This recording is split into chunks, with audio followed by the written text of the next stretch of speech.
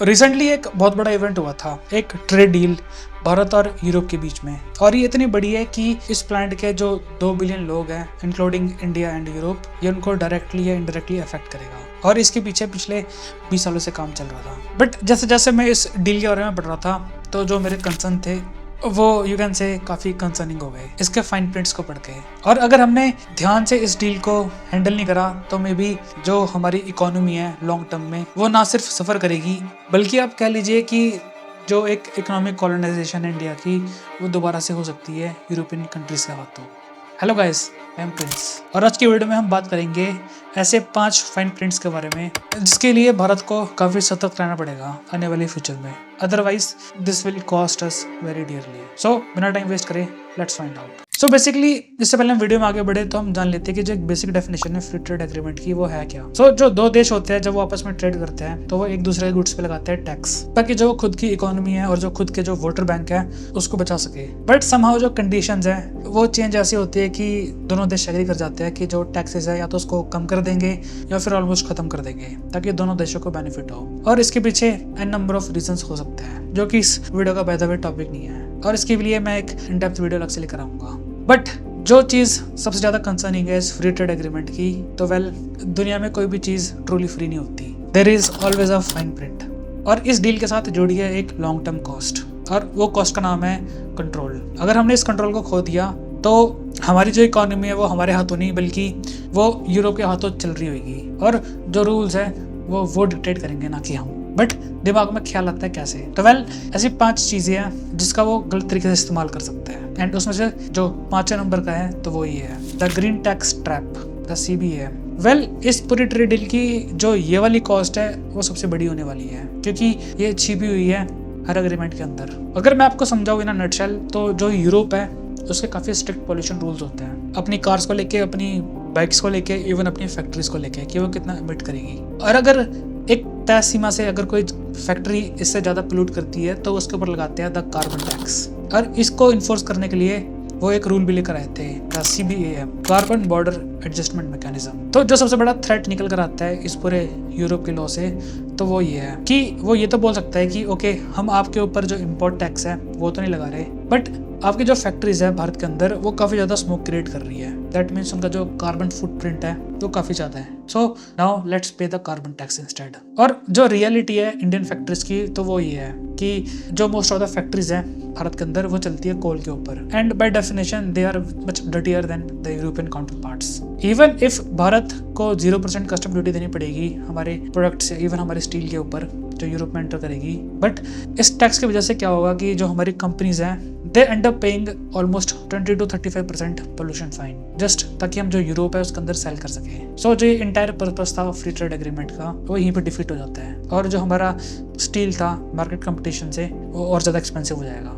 जो 4th fine print है इस पूरी ट्रेड डील का, तो वो ये है द फार्म ट्रैक्टर रूल। सो इसमें ये हुआ था कि यूरोप ने आज से कुछ साल पहले एक लॉ पास करा था कि जो भी देश एग्रीकल्चर प्रोडक्ट्स बेचते हैं यूरोप के अंदर, उनके ऊपर एक कंडीशन लगा दी हिडन कि अगर उस प्रोडक्ट्स को उगाया गया था पेड़ों को काट के तो वो उनसे खरीदेंगे नहीं। दैट मीन्स कि मान लो अगर मेरे पास एक आम का बगीचा था और मैंने उसको बनाने के लिए एक जो जंगल था उसको काट के रख दिया ताकि मैं उगा सकूं, बट जो ये रूल है ये मेरे अगेंस्ट काम करेगा। और जो सबसे बड़ा थ्रेट है तो भारत को इस चीज़ को लेकर है, जो हमारी पावर हाउस है, कॉफ़ी, रबड़, वुड, जो कि हम यूरोप को इवेंचुअली सेल करेंगे। भारत का जो एक किसान होगा उसको पहले ये प्रूव करना पड़ेगा कि जिस लैंड पे उसने ये सारी चीज़ें उगाई है वो 2020 से पहले जंगल नहीं था। तो सुनने में तो ये चीज़ थोड़ी इजी लगती है, बट इसके पीछे की जो हिडन कॉस्ट है वो मैसिव होती है, क्योंकि इस पूरी चीज़ को ट्रैक करने के लिए सैटेलाइट ट्रैकिंग की जरूरत पड़ती है, और जो ये कॉस्ट है इसको जो बिग कॉर्पोरेशन है वही हैंडल कर सकती है। एंड ये तो बात होगी सैटेलाइट ट्रैकिंग की, बट इसको प्रूव भी करना होगा कोर्ट के अंदर, तो उसके लिए जो लॉयर्स होती है उनकी जो फीस होती है, वो एक जो गरीब किसान है जिसके पास 2 एकड़ की लैंड है केरला या कुर्ग में,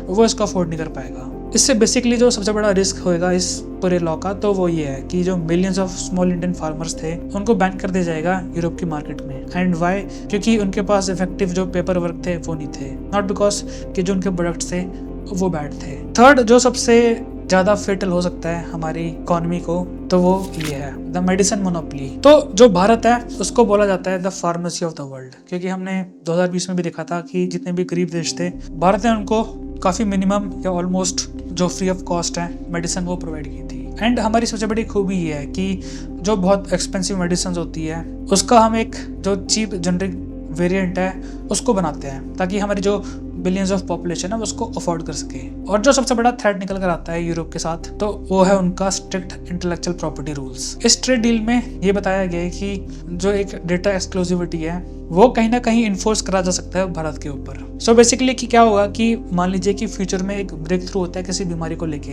फॉर एग्जांपल एड्स, मलेरिया या even any number of thing. But जो मेडिसिन है यूरोप डिमांड करेगा कि जो उसको बनाने में जो टेक्नोलॉजी और जो नॉलेज का इस्तेमाल करा गया था वो उसको एक्सक्लूसिव रखा जाए कुछ आने वाले 20 या 30 सालों तक। दैट मीन्स कि अगले 20-30 साल तक जो भारत है फार्मेसी ऑफ द वर्ल्ड वो उसका जो चीप जेनरिक अल्टरनेटिव है या उसकी कॉपी वो नहीं बना सकता, जिसका सबसे बड़ा कॉन्सिक्वेंस ये होगा जो हमारी मिलियंस ऑफ पॉपुलेशन है वो इस दवा को अफोर्ड नहीं कर पाएगी इनकेस अगर जो एलिमेंट है वो उनको हो जाए। भारत को काफ़ी लंबे सालों तक वेट करना पड़ेगा इनकी चीप कॉपीज बनाने के लिए, तब तक हज़ारों या लाखों नहीं मे बी जो करोड़ों लोग हैं उनकी भी मौत हो जाए। And why? क्योंकि जो एक इंटेलेक्चुअल प्रॉपर्टी राइट था हम इसको वायलेट नहीं करना चाहते थे। इसका जो पर्सनल कॉस्ट रहेगा तो वो ये है कि मेडिसिन की जो प्राइस है वो ऊपर जा सकती है, hurting the innocent poorest people. जो सेकंड फाइन प्रिंट है इस पूरी डील का तो वो ये है द पेपर वर्क वॉल। सो अगर मैं बताऊँ इन अ नटशेल, जो रिच कंट्रीज होती है वो इसी से चीट करती है। और जो ये पेपर वर्क वॉल है इसका एक और निकनेम है द नॉन टैरिफ बैरियर्स, जिसमें ये होता है कि ऑल्दो वो टैरिफ तो नहीं लगा रहे फ्री ट्रेड एग्रीमेंट के तहत, बट वो क्या करते हैं कि कुछ ऐसे रूल्स को इंट्रोड्यूस कर देते हैं जिनको फुलफिल करना नेक्स्ट टू इम्पॉसिबल होता है। फॉर एग्जाम्पल कि अगर यूरोप ने कहा कि हम भारत से कई टन जो आम है वो परचेज करना चाहते हैं, बट इसी के साथ वो एक कंडीशन जोड़ देंगे कि जो जितने भी आम होंगे मैंगोस उनको जो 50 डिफरेंट तरह के जो टेस्ट है उससे गुजरना पड़ेगा ताकि जो पेस्टिसाइड्स है वो उसके अंदर ना हो। बट गैस व्हाट, उन पेस्टिसाइड्स को जो डिटेक्ट करने की मशीन्स होती है वो भी यूरोप से परचेज करनी पड़ेगी एंड वो काफ़ी ज़्यादा कॉस्टली बैठती है, लगभग 5 से 10 करोड़ की। और ये सबसे बड़ा ट्रैप दिया जाएगा भारत के लिए, क्योंकि जो बड़ी बड़ी इंडियन कंपनीज है जैसे कि टाटा या रिलायंस वो तो इन मशीन्स को अफोर्ड कर सकती है but not the small business owners. और इसका नतीजा ये निकलेगा कि जो ये फ्री ट्रेड एग्रीमेंट है ये ओनली जो रिच जायंट्स हैं, बिलियनर्स एंड मिलियनर्स, ये उनको फ़ायदा करेगा, ना कि जो स्मॉल फैक्ट्री वर्कर्स हैं उनको। And why? Because of this कि जो इम्पॉसिबल स्टैंडर्ड्स थे यूरोप के वो उसको मीट नहीं कर पाए, जिनका वो आज तो इस्तेमाल नहीं करेंगे बट जब उनकी खुद के इंटरेस्ट खत्म हो रहे होंगे भारत को लेके तो देन सडनली वो इसको भी इंट्रोड्यूस कर देंगे। हैंस उन्होंने अपने जो दोनों दरवाजे हैं उनको खोल के रखा हुआ है। Last but not the least, जो सबसे नंबर 1 डेंजर है भारत के लिए इस पूरी डील में तो वो है द डेयरी डेंजर, जिसके पीछे ना सिर्फ इकोनॉमी बल्कि खूब सारा वोट बैंक भी जुड़ा हुआ है। अगर हम यूरोप की बात करें तो जितना भी वो दूध, चीज़ और जितने भी डेयरी प्रोडक्ट्स हैं वो स्मॉल लेवल पे नहीं बल्कि इंडस्ट्रियल स्केल पे प्रोड्यूस करता है। दैट मीन्स कि हर एक काम के लिए जो ऑटोमेटेड फार्म्स हैं वो बनाए गए हैं, चारा डालने से लेके दूध निकालने तक। और यहाँ के जो 10 जो छोटे छोटे परिवार हैं जितनी गाय और भैंसे वो पालते हैं भारत के अंदर, यूरोप में एक आदमी उनसे 2 गुना ज़्यादा रखता है, क्योंकि वहाँ पे काम करने के लिए जो मशीन्स हैं वो काफ़ी इजीली अवेलेबल है। और जितना भी मिलियंस ऑफ टन्स जो मिल्क प्रोड्यूस होता है इंडिया में तो उनको जो छोटी छोटी जो फैमिलीज है जिनके पास 1 या 2 गायें होती है या भैंसें होती है वो प्रोड्यूस करती है। और जो सबसे बड़ा थ्रेट निकल कर आता है तो वो है ये, अगर हम यूरोप की जो मिल्क, चीज़ और जो ये बाकी के अदर डेयरी प्रोडक्ट्स हैं वो अलाउ कर दे भारत के अंदर फ्रीली आने में, तो जो हमारी रूरल इकोनॉमी है, गाँव की इकोनॉमी, उसको रातों रात क्रश कर देगा।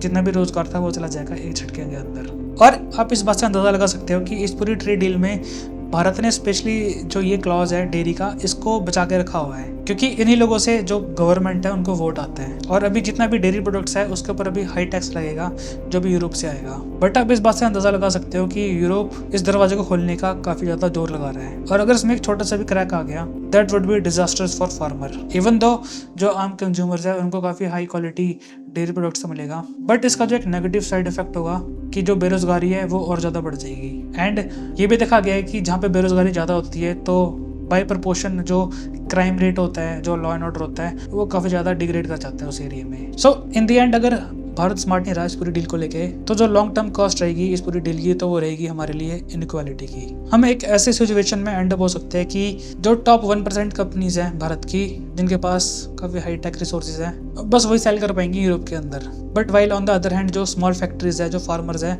वो काफ़ी पीछे रह जाएंगे। Why? Because they were unable to pay the green tax और fill out the compliance form. और अगर सब कुछ भला चंगा रहा और अगर यूरोप के अपने इंटरेस्ट पूरे हो गए फ्यूचर में, तो जो ये 5 फाइन प्रिंट्स थे वो इनको दोबारा इंट्रोड्यूस कर देगा बाहर से पत्ता काटने के लिए, living us high and dry. तो इससे पहले मैं वीडियो को एंड करूँ तो मेरा भी आपसे एक सवाल है कि डील तो साइन हो गई है, पर क्या भारत के जो छोटे किसान और जो फैक्ट्री ओनर्स हैं, क्या वो यूरोप के इस स्टैंडर्ड्स को पूरा या फिर कर पाएंगे या फिर इवन लड़ भी पाएंगे कि नहीं? Let me know your thoughts in the comments.